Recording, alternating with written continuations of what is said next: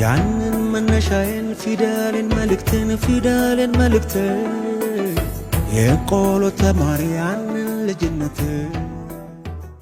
ሃልበልስቲ ሃሁ ሃልበልስቲ ሃሁ ጠንስን ቆልሙልጄ ፊደልን ከጉያይ በትጄ ትምህርትን መደገፍ ሀገርን መደገፍ ነው ይላሉ አዋቂ ሰዎች ሲናገሩ።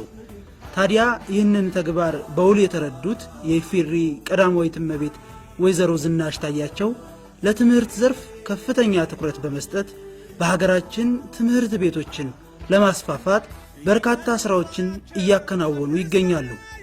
ከነዚህም መካከል 20 የአንደኛና የሁለተኛ ደረጃ ትምህርት ቤቶችን ደረጃቸውን በጠበቀ መልኩ በማስገንባት አስረክበዋል።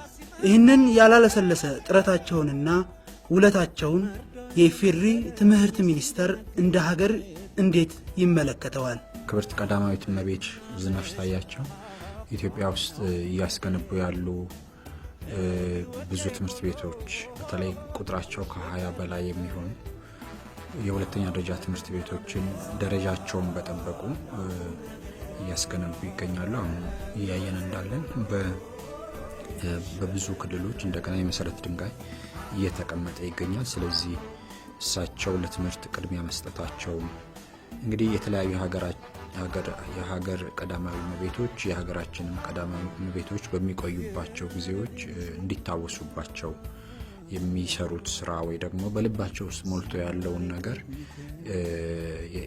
እንደ ሰው ይለያያል። በእሳቸው ግን እያየን ያለነው ለትምህርት ከፍተኛ ክብር እንዳላቸው፣ ለትምህርት ዘርፉ ከፍተኛ የሆነ ኮንሰርን እንዳላቸው፣ አጠቃላይ ልባቸው ውስጥ ይሄ ሞልቶ ይህንን ሌጋሲያቸውን ለመጣል በዚህ ዘርፍ በመሰማራታቸው እኛ እንደ ትልቅ እድል ነው የምንቆጥረው። የክብርት ቀዳማዊ እመቤት ዝናሽ ታያቸውን ስራ ስንመለከት አብሮ የግድ መጠቀስ የሚገባው ደግሞ የክብር ጠቅላይ ሚኒስትራችን የዶክተር አብይ 2 መጽሐፍ ነው የጻፉት በዚህ 3 ዓመት ውስጥ። ከዚያ መጽሐፍ የተገኘው ገቢ ሙሉ በሙሉ 100% ለዚህ ለትምህርት ዘርፍ እንዲውል መስጠታቸው እንደገና ቤተሰቡን ሁሉ እንድናመሰግን የክብር ጠቅላይ ሚኒስትሩ ሀሳብ በትምህርት ዘርፍ ያላቸው በተለይ ልጆቻችን ከደረጃ በታች በሆኑ ትምህርት ቤቶች እየተማሩ መሆናቸው ምን ያክል ልባቸው ውስጥ ክብደት እንደሰጡት ማየት እንችላለን። ስለዚህ ሌጋሲያቸው የሚታወቁበት ወይ ደግሞ ታሪክ የሚሰሩበት ዘርፍ ትምህርት ዘርፍ መሆን መቻሉና ይሄ ልባቸው ውስጥና እቅዳቸው ውስጥ ስራቸው ውስጥ ዘመናቸው ውስጥ እንዲሆን መደረጉ ለኛ ለትምህርት ዘርፍ ላለን አመራሮች ትልቅ እድል እንደሆነ ነው የምንቆጥረው። ስለዚህ እንግዲህ የኢትዮጵያ ሕዝብ የሚያውቀው ሁሉም ተማሪዎች የሚያውቁት ሁሉም ክልሎች የሚያውቁት ግዙፍ ስራ እየተሰራ ነው ያለው። ይሄ ደግሞ በቀጣይነትም እየቀጠለ መሆኑ ደግሞ ትልቅ ክብር ነው ያለን እየተሰራ ስላለው ስራ። ድንጋይ ላይ ትላስር እንዲህ ነበር ያኔ ድንጋይ ላይ ትላስር። ብልህ ሰው ለነገ ዛሬን ያዘጋጃል። የብልህ ሰው ምሳሌ የሆኑት ደግሞ ቀዳማዊት እመቤት ወይዘሮ ዝናሽ ታያቸው ዛሬ በትምህርቱ መስክ እየሰሩት ያለው ስራ ነገ ምን ይዞ ይመጣ ይሆን ለሀገራችን? ለዚህ ጥያቄ መልሱ በጣም ቀላል ነው። የሚቀጥለው ትውልድ ላይ መስራት፣ ይህን ሀገር ለማዳን፣ ይህን ሀገር ለማሳደግ፣ ይህን ሀገር ለማስቀጠል፣ ይህን ሀገር የዚህን ሀገር ብልጽግና ለማምጣት ብቸኛውና ቁልፉ ትውልድ ላይ መስራት ነው የሚል መልእክት ነው ያለው። ስለዚህ አሁን እሳቸው ሊሰሩባቸው የሚችሉ አንገብጋቢ የሆኑ ብዙ ነገሮች አሉ። እንግዲህ እንደ ሀገር እንደ ሕዝብ ብዙ ነገሮች አሉ። ብዙ ሀብት የሚጠይቁ አቴንሽን የሚጠይቁ የእሳቸውን ጊዜ የእሳቸውን ሙሉ ዘመናቸውን እድሜያቸውን ስራቸውን የሚጠይቁ ብዙ አንገብጋቢ ጉዳዮች አሉ። ግን እሳቸው ለትምህርት ቅድሚያ መስጠታቸው ምን ያሳያል? ለዚህ ሀገር ዋናው ነገር ቁልፉ ነገር ትውልድ ላይ መስራት ነው የሚለውን መልእክት አለው። ስለዚህ ከዚህ የምናየው ምንድነው?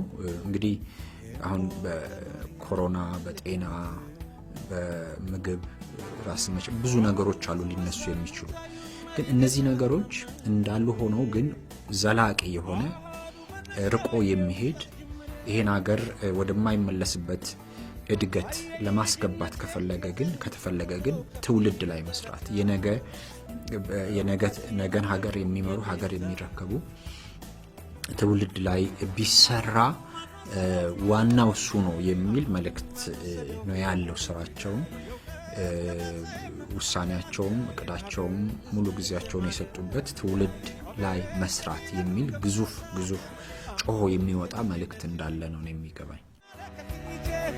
እውቀት የመገቡኝ የኔታ አልበልስኪ ሃሁ ከመልካም ነገር መልካም መውሰድ ከጥሩ ሥራ ደግሞ ጎን መቆም ተገቢ ነው። ቀዳማዊት እመቤት ወይዘሮ ዝናሽ ታያቸው መልካም ተግባር የሀገሬ ሰው ምን ይማር? እንግዲህ ሀገር የሚገነባበት ሀገር የሚያድግበት ብዙ በተለይ የአውሮፓ ሀገራትንም የኤዥያ ሀገራትንም ቀድሞ የሚያደጉ የአሜሪካን እነዚህ ሀገራትን ስንመለከት ሲያድጉ ምን ሆኖ ነበረ? ምን አድርገው ነበረ? በተለይ አሁን የደረሱበት ላይ ሳይሆን ሲጀምሩ ምን ነበረ?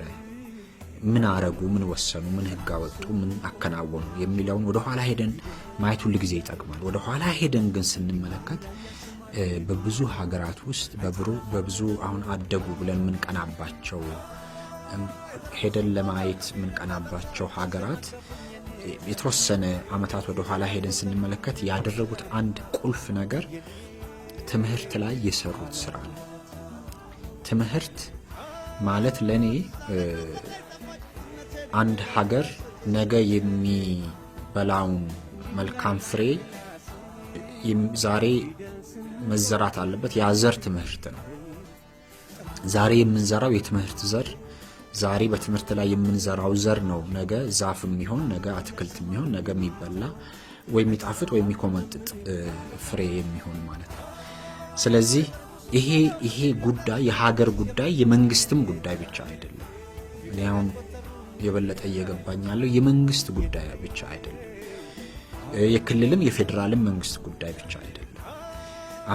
አሁን የሳቸው ፈለግ በመከተል ብዙ ባለሀብቶች ያው ሀብት ያላቸው አንድም ሁለትም ሶስትም ትምህርት ቤት እየሰሩ ያሉ በየቦታው እናያለን። ይሄ ትልቅ ጅማሮ አርገን እንወስዳለን። ግን ትምህርት ላይ የሚሰራው ስራ መንግስት ለመንግስት ብቻ የሚተው ሳይሆን የግል ዘርፉ እንግዲህ የግል ዘርፍ የአንድን ሀገር ኢኮኖሚ ከማሳደግ አኳያ ወሳኝ ትልቅ ሚና የሚጫወት ዘርፍ ነው። ስለዚህ ይህንን ትልቅ ሚና የሚጫወት የግል ዘርፉ ወይ ደግሞ የግል ባለሀብቶች የነሱን ቢዝነስ ራን የሚያደርግ የነሱን ቢዝነስ የሚያስተዳድር ወይ የነሱን ሀብት የሚያስተዳድር ወይ የነሱን ስራ የሚሰራ መቼስ ሰው ነው፣ መልአክ አይደለም ወይ ሮቦት አይደለም። አሁን ባለንበት ሁኔታ መቼስ ሰው ነው።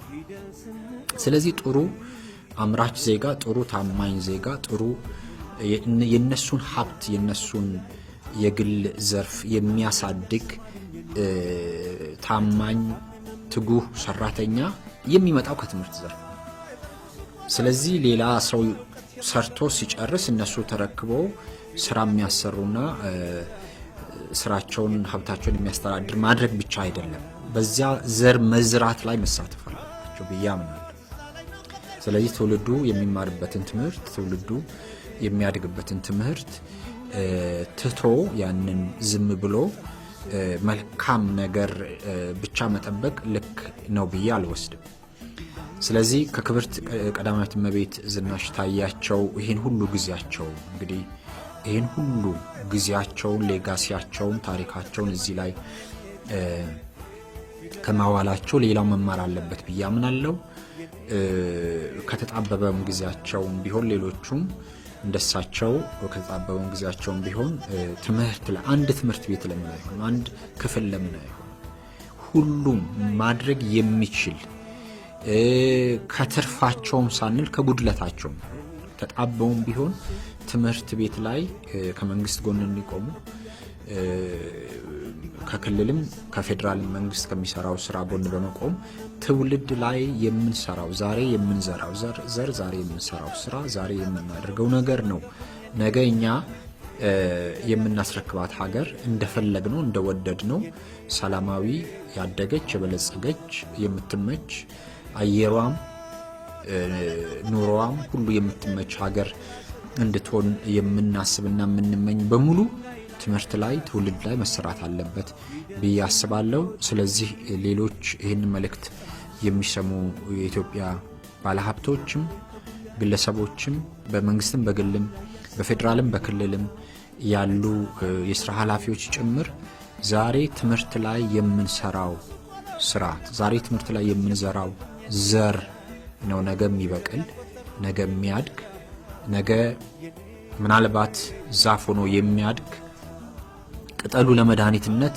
ፍሬው ለመብልነት የሚሆን ዛፍ ለሀገራችን ማረፊያ የሚሆን ትውልድ የምንገነባው ዛሬ ትምህርት ላይ የምንሰራው ስራ የምንዘራው ዘር ነው ብዬ አምናለሁ። በዚህ ትምህርት ላይ የሰራችሁ ሰዎች ክብርና ምስጋና ይግባችሁ። ብዙ ሰዎችን ስክሪፕቶና ወረቀት አስጨብጣችኋልና ክብር ይገባችኋል። ከጥንት አንስቶ ሰው መልካም ተግባር ሲፈጽም አመሰግናለሁ እናመሰግናለን ማለት ተገቢ ነው። ታዲያ ለኒህ የትምህርት ዘርፍ አርበኛ እንዲያው በደፈናው ምን እንበላቸው? የተከበሩ ቀዳማዊ እመቤት ዝናሽ ታያቸው እርሶ በሰሯቸው ትምህርት ቤቶች ባሉ ተማሪዎች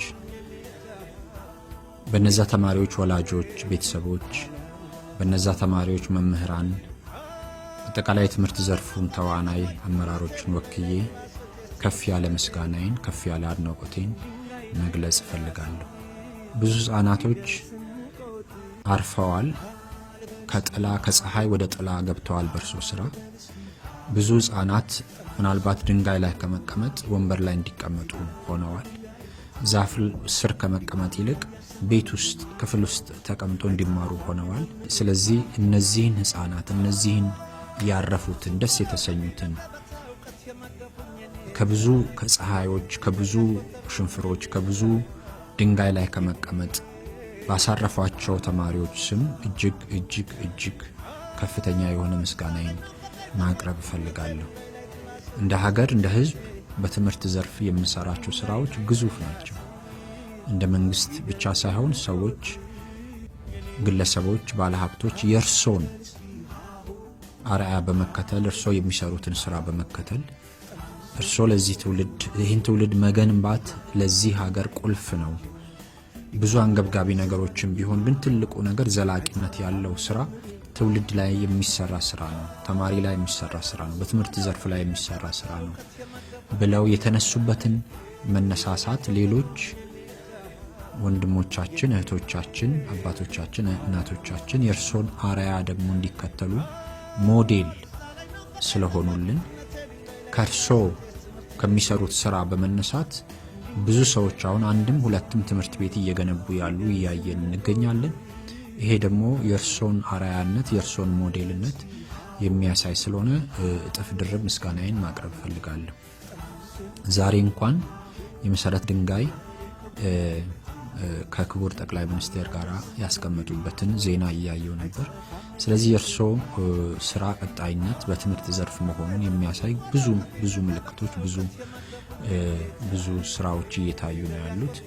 ይሄ በጣም የእርሶን ሌጋሲ በዚህ ሀገር በትምህርት ዘርፍ የሚሰሩ ስራዎችን ሲነሱ ሁሉ ጊዜ እርሶ ያስቀመጧቸው ስራዎች የሰሯቸው ስራዎች ሁሉ ጊዜ የሚታሰቡ የሚታዩ ሌጋሲዎትን ግዙፍ ሌጋሲ ስለሆነ እጅግ ደስ ይለኛል።